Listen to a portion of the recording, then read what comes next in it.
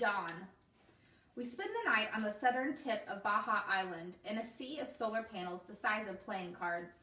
Our limo's almost out of charge, and the main batteries for Paz are in the ground below us, so we jack in overnight before heading to the rally point Cole has chosen for what remains of the Victorian Army.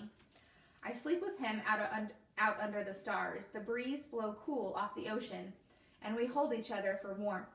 In the middle of the night, I feel him crying. Silent shudders rack his body, his last hope for his mother, dying in the contraction of his heart.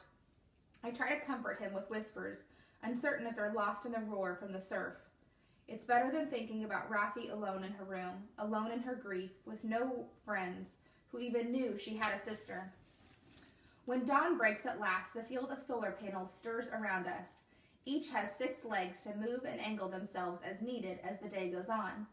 Now they're all tilting together toward the red glimmers in the east, like flowers waiting for the sun. One of the panels has crawled onto my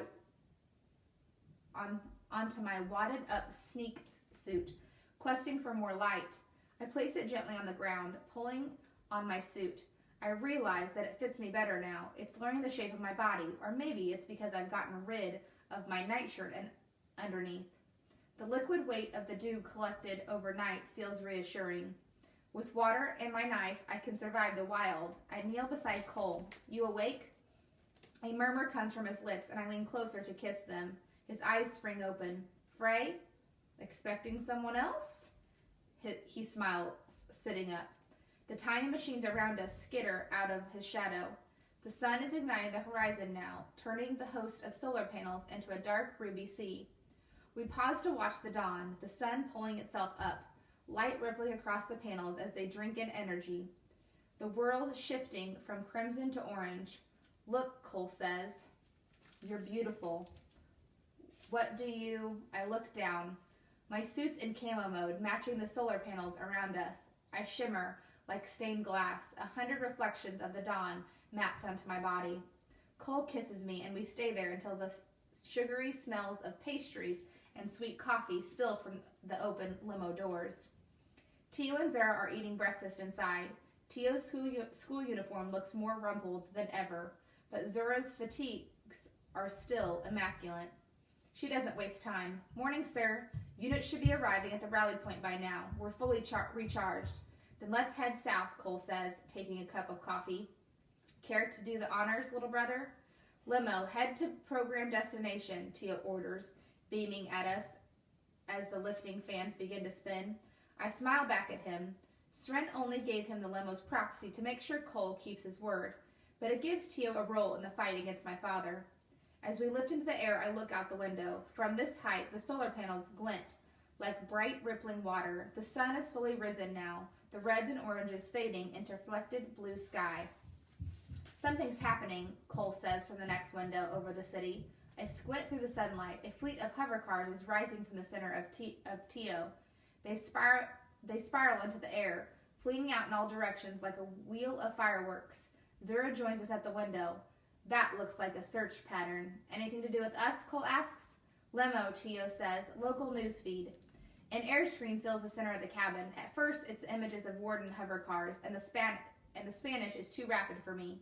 But then the screen fills with the smiling triumph face of Sren. Huron stands beside her, looking faintly embarrassed. Uh-oh, I say. Anyone care to translate? Cole sighs. She says they were kidnapped by your father, that they made a daring escape.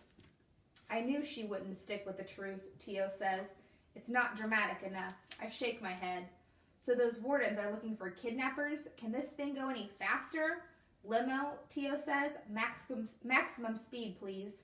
We were traveling at the maximum safe speed, sir. Yeah, but we want to go at an unsafe speed.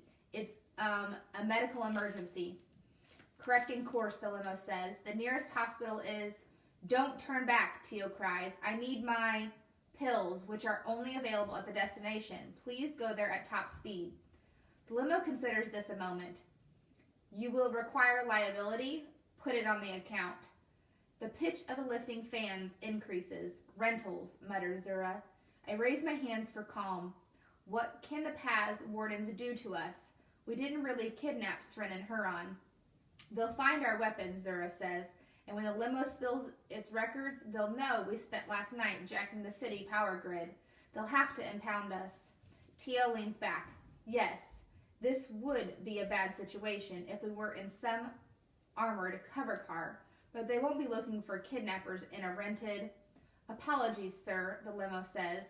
We are stopping under official order from the Paz Constabulary.